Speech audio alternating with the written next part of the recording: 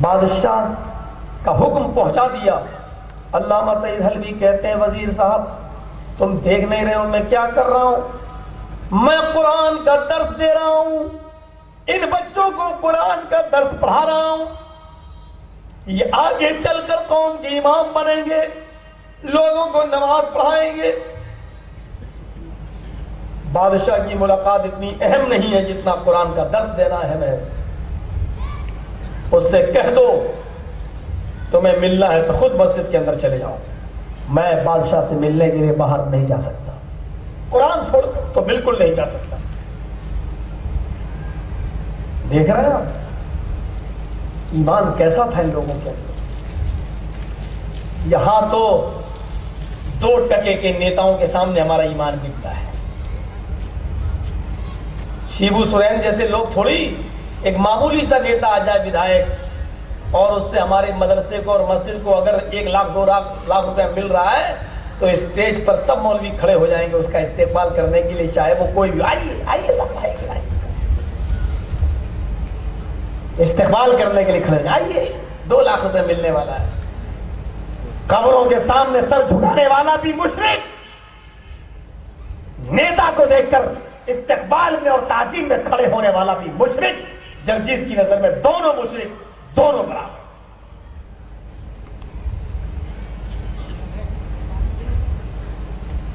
وزیروں نے یہ بات کہہ دی، بادشاہ کی آنکھیں ڈال پی لی، یہ تو مجھے گھاس ہی نہیں ڈالتا ہے، کس مٹی کا بنا ہوا آدمی ہے۔ چلو سر جھکایا اور بادشاہ اندر داخل ہو گیا، غصے میں تھا بادشاہ، چاہیں گے ڈانٹیں گے اور اس کے قتل کا حکم نافذ فرما دیں گے۔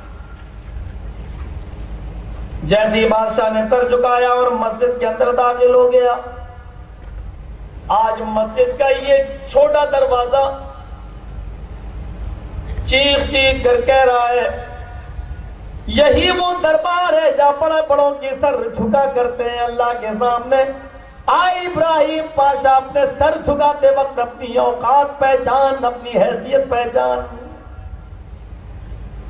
نہ چاہتے ہوئے بھی اس نے سر جھکایا اور دروازے میں گھسا اور ابراہیم پاشا اندر گھس گیا۔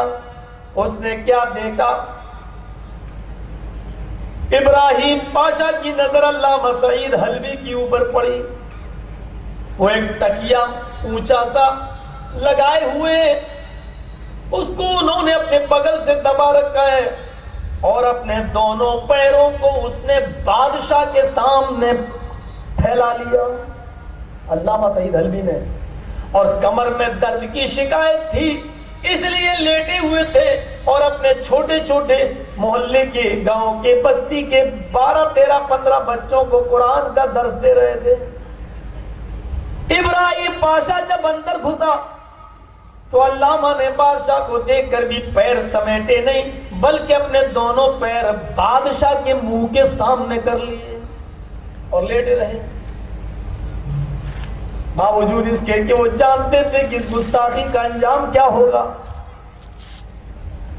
لیکن ابراہیم پاشا کا غصہ ٹھنڈا ہو گیا یہ دیکھ کر کہ یہ علامہ جو لوگوں کو نماز پڑھاتا ہے اور بچوں کو قرآن، وہ ایسا کپڑا پہنے ہوئے ہے اپنے جسم پر کہ بادشاہ اس کپڑے کو دیکھتا ہے اور گننے لگتا ہے تو اس علامہ کے کپڑے میں 16 جوڑ لگے ہوئے تھے، یہاں سے پھٹا ہے سلا ہے، یہاں سے پھٹا ہے سلا ہے، یہاں سے پھٹا ہے سلا ہے۔ جب بادشاہ نے گننا شروع کیا تو 16 جوڑ گنے، 16 جوڑ۔ بادشاہ کی آنکھوں میں آنسو آ گئے، ایسے غریب لوگ بھی جن کے پاس پہننے کے لیے کپڑا نہیں۔ لیکن پھر اس کا غصہ بڑھ گیا، اتنا غریب ہونے کے باوجود دونوں پیر میری طرف پھیلائے ہوئے۔ کہا کہ السلام علیکم، علامہ نے کہا وعلیکم السلام۔ ابراہیم پاشا بیٹھ جاؤ، اگر مجھ سے بات کرنی ہے تو تھوڑی دیر انتظار کرو، جب تک میں ان بچوں کو پورا درس نہیں دے دیتا، میں ان کو قرآن کی اس آیت کا مطلب نہیں سمجھا دیتا، تب تک میں تم سے بات نہیں کر سکتا، کیونکہ قرآن کا درس آپ سے گفتگو کرنے سے زیادہ اہم ہے۔ اور اس وقت علامہ یہ درس دے رہے تھے اتل ما اوحی الیک من الکتاب واقم الصلاۃ ان الصلاۃ تنہی عن الفحشاء والمنکر ولذکر اللہ اکبر. اکبر کا معنی بتلا رہے تھے، ولذکر اللہ اکبر، اللہ کا ذکر بڑی چیز ہے. اس کا معنی بتلاتے ہوئے کہہ رہے تھے کہ اللہ بہت بڑا ہے.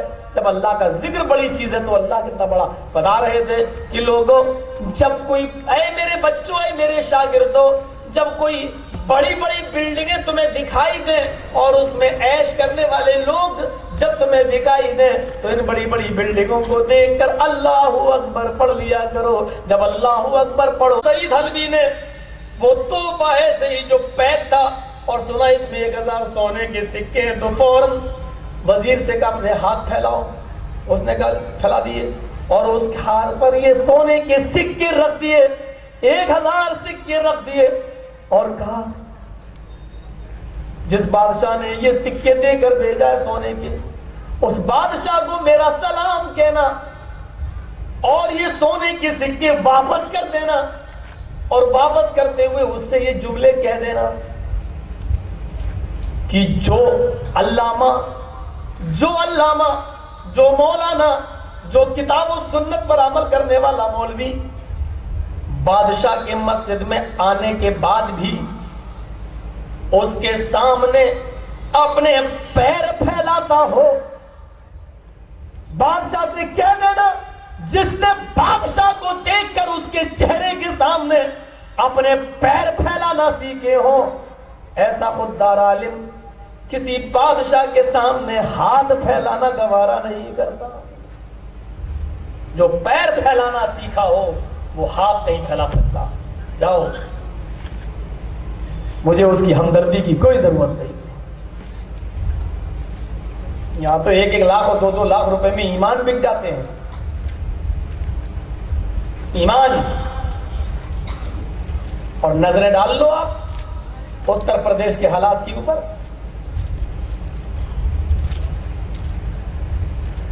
آواز اٹھا رہا ہے مولوی ایک، مسلمانوں کو ادھیکار دو، مسلمانوں کو ادھیکار دو، مسلمانوں کو کچھ نہیں ملتا، ہم تمہارا سپورٹ کریں گے، سارے مسلمان تمہیں ووٹ دیں گے.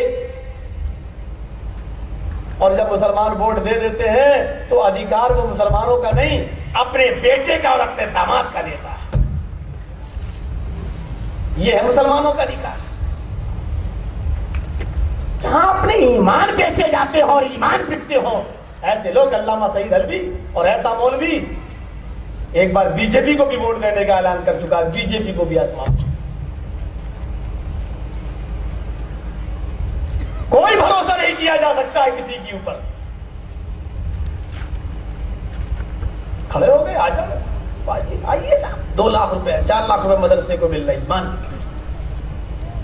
الا الذين امنوا وعملوا الصالحات. ایمان تو دیکھو، بادشاہ کا بیٹا شہزادہ گھسا ہوا ہے باغ میں، ایک باندھی ہے اس کی، خادمہ ہے اس کی. اس نے سوچا میں کبھی نرم گرم بستر پر سوئی نہیں ہوں، یہ بادشاہ کا لڑکے کا شہزادے کا بستر ہے، ابھی اس کو آنے میں دیر لگے گی، تھوڑا سا اس پر آرام کر لیتی ہوں، دیکھتی ہوں بادشاہ اور لوگوں کے بستر کیسے ہوتے ہیں. وہ بیچاری گھر میں جھاڑو پوچھا کرنے والی نوکرانی شہزادے کے بستر پر ایک باغ میں لیٹ گئی، پھولوں سے مخمل سے لگا ہوا وہ بستر جو اس نے کبھی زندگی میں سوچا بھی نہیں تھا، آج اس کے اوپر تھوڑا سا لیٹ گئی. دیکھیں اس میں کیا لطف آتا ہے. ایسی ہی لیٹی کہ اس کو نیند آ گئی، لمحے بھر کے لیے سوئی، مشکل سے 10 منٹ 15 منٹ کے لیے اس کی آنکھیں لگی ہوگی کہ بادشاہ کا بیٹا گھس کے آ گیا.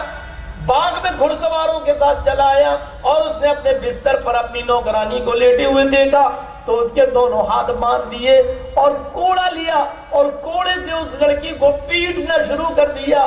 لیکن تعجب تو دیکھو، آج اس لڑکی کا ایمان تو دیکھو، جو ایک کوڑے میں کانپ جاتی تھی، تھرا جاتی تھی، آج ہر کوڑے پر مسکرا رہی ہے. اتنے کوڑے برسے کہ اس کی پیٹھ سے خون نکلنے لگا، لہو لہان ہو گئی، لیکن وہ ہنستی جا رہی ہے. بادشاہ کے بیٹے نے کہا کیا بات ہے، ہنستی جا رہی ہے، میں تجھے سزا دے رہا ہوں اور تو ہنس رہی ہے. اس کا جواب دیکھو، ایمان سے بھرا ہوا وہ جواب دیتی ہے آج تو میرے ہنسنے کا دن ہے، آج میں ہنس رہی ہوں۔ کہا کیوں، تکلیف نہیں ہو رہی؟ وہ کہتی ہے تکلیف تو ہو رہی ہے لیکن اس کے باوجود ہنسی آ رہی ہے۔ کہا کہ تو ہنس کیوں رہی ہے یہ بتا؟ کہا ہے بادشاہ کے بیٹے میں صرف اس لیے ہنس رہی ہوں، یہ سوچ کر ہنس رہی ہوں کہ میں تو اس نرم گرم بستر پر صرف 5 منٹ کے لیے سوئی ہوں، 10 منٹ کے لیے سوئی ہوں، تیری عدالت میں جو 10 منٹ آرام کر لے اس کی سزا یہ ہے کہ وہ کوڑے کھاتا ہے اور اس کے پیٹ سے خون نکلتا ہے۔ پھر میں تیری سزا پر ہنس رہی ہوں کہ اللہ رب العالمین کے دربار میں تیری سزا کیا ہوگی؟ جس نے 10 منٹ کے لیے تکلیف نہ اٹھائی ہو، پوری رات و دن جو ہمیشہ آرام سے رہتا ہو، جب 10 منٹ کی سزا پانے والی ایک نوکرانی کا حال یہ ہے، 10 منٹ آرام کرنے والی بندی کا تیرے دربار میں اس کی سزا یہ ہے، تو 24 گھنٹے آرام سے رہنے والے بادشاہ کے بیٹے تیری سزا اللہ کے دربار میں کیا ہوگی؟ میں تیری سزا کے بارے میں سوچ کر ہنس رہی ہوں۔ گھوڑا ہاتھ سے چھوٹ گیا، گر گیا زمین پر اور کہا جہاں میں نے تجھے آزاد کر دیا۔ اور اسی دن سے بادشاہ کے بیٹے کی زندگی سدھرتی ہے اور بھاگ گیا اپنے باپ کو بتائے بغیر، اور پتہ نہیں چلا کہ کہاں چلا گیا، اور ایک درویش کی شکل اختیار کر لی اور جنگلوں میں پتے چبا چبا کر اور لکڑیاں چبا چبا کر زندگی گزر کر لی، اور اس نوکرانی کو مارنے کی توبہ پوری زندگی بھر وہ شہزادہ کرتا رہا۔ میرے پیارے ساتھیوں، یہ ایمان تھا، وہ ایمان بھرا جواب تھا ان کے پاس، اور ایسے جواب سے وہ دوسروں کے دلوں میں بھی ایمان پیدا کر دیا کرتی تھی۔ الا الذین آمنوا وعملوا الصالحات۔ میرے بھائیو ذرا تصور کرو کہ اس لڑکی کا جواب کیا تھا؟ 10 منٹ میں تیرے بستر پہ سو گئی تو تیرے دربار میں میری سزا یہ ہے، تو اللہ کے بستر پر 24 گھنٹے سوتا ہے تو اللہ کے دربار میں تیری سزا کیا ہو؟ اس کے 2 حصے رہ گئے تھے، وتواصوا بالحق وتواصوا بالصبر۔ جو ایمان لائے اور ایمان لانے کے بعد جنہوں نے نیک عمل کیے، یہ لوگ خسارے میں نہیں ہیں۔ اور کون خسارے میں نہیں ہے؟ وتواصوا بالحق وتواصوا بالصبر، جو حق بات کہتے رہے، حق بات، اور حق بات کہنے میں جو پریشانیاں آتی رہیں، وتواصوا بالصبر، اس پر صبر کرتے رہے۔ حق کو اور صبر کو اللہ نے دونوں کو ایک ساتھ بیان کیا ہے۔ کیوں؟ یہ بہت بڑے دل گردے کی بات ہے کہ کوئی آدمی حق بات کہے، بہت بڑے کلیجے کی بات ہے، اس لیے کہ حق بات کہنے والا وہ جانتا ہے کہ حق بولنے کی سزا کیا ہے۔ جو اس آنے والی پریشانی پر صبر کا جذبہ رکھتا ہو وہی حق بات کہے گا، اور جس کے اندر صبر کرنے کا کلیجہ نہ ہو، صبر برداشت نہ کر سکے، وہ آدمی کبھی حق بات نہیں کہہ سکتا۔ دیکھیے نبی اکرم صلی اللہ علیہ وسلم کو جب حکم ہوتا ہے کھلم کھلا دعوت و تبلیغ کرو، اور آپ لوگوں کو کھلم کھلا جب دعوت و تبلیغ کرنے لگے، 360 بتوں کی پوجا چھوڑو، ایک اللہ کی عبادت کی طرف آؤ، کامیاب ہو جاؤ گے۔ اب تو پارا حد سے آگے بڑھ گیا۔ لاسٹ معاملہ دیکھو، وہ لوگ آئے، ابو جہل آیا، عتبہ آیا، تمام لوگ آئے، پوری ایک محفل آئی، اور آ کر ابو طالب سے کہنے لگی، اے ابو طالب تم معزز آدمی ہو، ہماری قوم میں بزرگ ہو، تمہیں میں مشورہ دینے آیا ہوں آخری، بہت بار شکایتیں میں کر چکا ہوں محمد کی، کہو صلی اللہ علیہ وسلم، بہت بار شکایتیں کر چکا ہوں میں محمد کی، لیکن آپ نے ایک بھی شکایت نہیں سنی۔ آج آر پار کی لڑائی ہے، آر پار فیصلہ ہے، تمہیں کرنا پڑے گا۔ محمد ہمارے معبودوں کو برا بھلا کہتا ہے، وہ رک نہیں سکتا، اور تمہاری بات بھی وہ مانتا نہیں ہے، تم نے اس کو سمجھایا لیکن وہ بار بار ایک اللہ کی عبادت کی طرف بلاتا ہے۔ اب فیصلہ یہ کرنا ہے کہ تم محمد کو میرے حوالے کر رہے ہو یا نہیں کر رہے ہو۔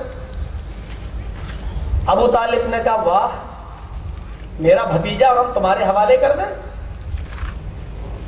انہوں نے ایک لڑکا، کسی کا بچہ تھا وہ لڑکا، اس لڑکے کو وہ لائے ہوئے تھے، کہا لو تمہیں بچہ ہی تو پالنا ہے، تمہیں کھلانا پلانا، لو ہم تمہیں اپنا بیٹا دیے دیتے ہیں، اس کو کھلاؤ پلاؤ، اس سے محبت کرو، چلو لیکن محمد کو ہمارے حوالے کرو، ہم اس کو چھوڑیں گے نہیں، پانی حد سے آگے چل گیا ہے، ہم اس کو قتل کریں گے۔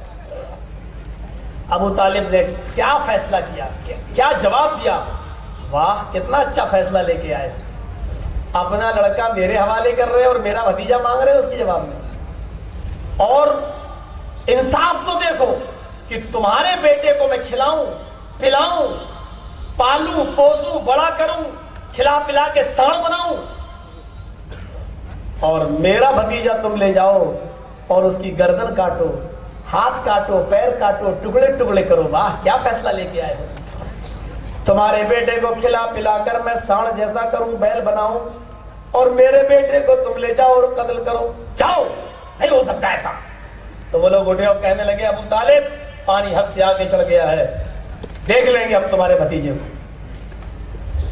بہرحال وہ واپس لوٹ کے آئے، جب اللہ کے نبی گھر میں آئے تب ابو طالب نے اپنے بھتیجے کو اپنے پاس بٹھایا، اس کے سر پہ پیار بھرا ہاتھ پھیرا، شفقت بھرا ہاتھ پھیرا، اور پھیرنے کے بعد کہا بھتیجے تمہارا چچا بوڑھا ہو چکا ہے، ہڈیاں جواب دے چکی ہیں، کمزوری اور نقاہت آ گئی ہے، آنکھوں کے سامنے اندھیرا آنے لگا ہے، چلنے پھرنے کے لائق نہیں رہ گیا ہوں، میرے بھتیجے میں نے اپنی پوری جوانی تمہیں سنبھالا، تمہاری خدمت کی، تمہاری مدد کی، اب میرے ناتواں کندھوں پر، میرے کمزور کاندھوں پر اتنا بوجھ نہ ڈالو کہ میں برداشت نہ کر سکوں۔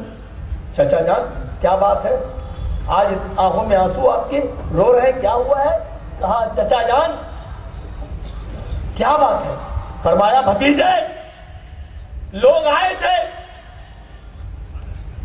آج تو حد ہی کرتی، وہ اپنا بیٹا لے کر میرے پاس آئے اور بدلے میں تمہیں مانگ رہے تھے قتل کرنے کے لیے۔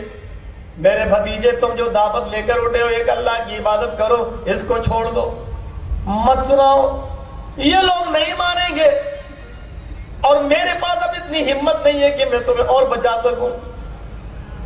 اب اللہ کے نبی کی آنکھوں میں آنسو آ گئے اور کہتے ہیں چچا جان اچھا یہ بات ہے، ہمت دیکھیے، ہمت اور جواب دیکھیے، چچا جان تو ٹھیک ہے آج کے بعد آپ میرے راستے میں نہیں آئیے، آپ یہ نہ سمجھیں کہ آپ کی حمایت ہے تبھی میں ایسا کر رہا ہوں، اے چچا جان ایسا کرنے کا حکم تو مجھے اللہ دے رہا ہے، اور مجھے امید ہے کہ میرا رب مجھے رسوا نہیں ہونے دے گا، ذلیل نہیں ہونے دے گا، اس کا مطلب یہ ہے کہ تم چھوڑو گے نہیں؟ کہا نہیں چچا چھوڑ دو بیٹا۔ کہا رب کعبہ کی قسم، اے چچا جان آپ جس چیز سے مجھے منع کر رہے ہیں حق بات کہنے سے، وہ میں کیسے چھوڑ دوں؟ یہ کافرین مکہ 9 کروڑ 30 لاکھ میل کی بلندی پر چلے جائیں اور سورج کو اکھاڑ کے لے آئیں، اور وہ سورج لا کر اپنے دائیں ہاتھ پر رکھ دیں، اور چاند 2,40,000 میل کی اونچائی پر یہ چاند اکھاڑ کر لے آئیں اور اس کو توڑ کر لائیں اور اپنے بائیں ہاتھ پر رکھ دیں۔ ان کے لیے یہ آسان ہو سکتا ہے کہ چاند لے آئیں، سورج لے آئیں، اکھاڑ لائیں، چاند اور سورج تک پہنچ جائیں اور اس کو توڑ بھی لائیں، یہ کام تو آسان ہو سکتا ہے ان مکے والوں کے لیے، لیکن میرے لیے یہ کام آسان نہیں کہ میں ایک اللہ کی طرف بلانا چھوڑ دوں۔ آئے میرے چچا جان میں ہر حال میں ایک اللہ کی عبادت کی طرف لوگوں کو بلاؤں گا، ایک اللہ کی طرف میں دعوت دیتا رہوں گا، میرے لیے مشکل ہے یہ کام کہ میں چھوڑ دوں، نہیں چھوڑ سکتا۔ دیکھا حق بات کہنے کا جذبہ، حق بات کہنے کا جذبہ، وَتَوَاصَوْا بِالْحَقِّ، حق بات کہتے ہیں، کوئی آدمی کیا کہے گا اس کی پرواہ نہیں ہے، حق بات کا اعلان۔ یہ تھا نبی اکرم صلی اللہ علیہ وسلم کا جواب۔